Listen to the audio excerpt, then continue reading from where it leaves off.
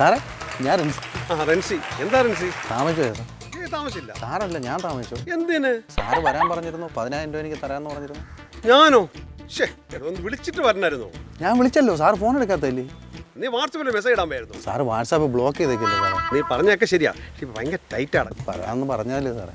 നീ ഇപ്പം കണ്ടില്ല, ഞാൻ കാറ് പോലും എടുക്കാൻ നടന്നു പോവാ. പെട്രോൾ ലാഭിക്കാനാടാ. ഉപദേശിക്കാന്ന് വിചാരിക്കരുത്. എടാ, എത്ര നാളിങ്ങനെ കടം മേടിച്ച് ജീവിക്കും? നീ ഇപ്പം ഞാൻ കടം തന്നെന്ന് തന്നെ വെച്ചോ, നീ തിരിച്ചു തരുമോ? തരും സാർ. ഇല്ലെന്നേ, നടക്കില്ല. അപ്പം ഞാനും നീ തമ്മിൽ ശത്രുതയാവും. അതുകൊണ്ട് ഇപ്പം നീ പറഞ്ഞ പോലെ സമയം കഴിഞ്ഞു, ഞാൻ പോകുന്നു. നീ എവിടുന്നെങ്കിലും കടം മേടിച്ച് അഡ്ജസ്റ്റ് ചെയ്യും. സാറേ പൈസ ഇല്ലേ? എടാ, നീ എവിടുന്നെങ്കിലും അഡ്ജസ്റ്റ് ചെയ്യേ കേട്ടോ. നമുക്ക് കാണാം. ഇയാൾക്കൊരു പണി കൊടുക്കണം, അവൻ്റെ ഒരു ഉപദേശം. സാറേ സാറേ പോകല്ലേ സാറേ? സാറേ പോകല്ലേ സാർ? എന്താ? സാറിൻ്റെ അനിയൻ ഗൾഫിൽ നിന്ന് വന്നു. ഇല്ലില്ല. വന്നില്ലേ? സാറിനെ പോലെ ഒരാൾ വീട്ടിൽ നിൽക്കുന്നുണ്ട്. ഓ, നിനക്ക് തോന്നിയായിരിക്കും.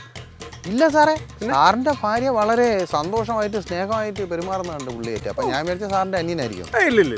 സാറിനെ വാർത്ത് വെച്ചേക്കുന്ന പോലെ തന്നെ, കുറച്ചുകൂടെ പൊക്കമുണ്ട്, കളറ് കുറച്ചുകൂടെ ഉണ്ട്, പിന്നെ തടി ഇതുപോലത്തെ ഉളുത്ത തടിയൊന്നുമില്ല, നല്ല ഒത്ത തടിയാ. എന്നിട്ടാണോ നീ പറഞ്ഞു എന്നെ പോലെ തന്നെ ഇരിക്കുന്നതെന്ന്? അത് പിന്നെ ഞാൻ മൊത്തത്തിലൊന്ന് പറഞ്ഞതേ ഉള്ളൂ. സാറിൻ്റെ പരിചയക്കാരനല്ലെങ്കിൽ സാറൊന്ന് ശ്രദ്ധിക്കുന്നത് നന്നായി. ഞാൻ ചുമ്മാ പരദോഷം പറയാതെ ഞാൻ കണ്ടാ പറഞ്ഞതേ ഉള്ളൂ. നീ കണ്ടാ പറഞ്ഞു. സാർ അങ്ങോട്ട് പോണു?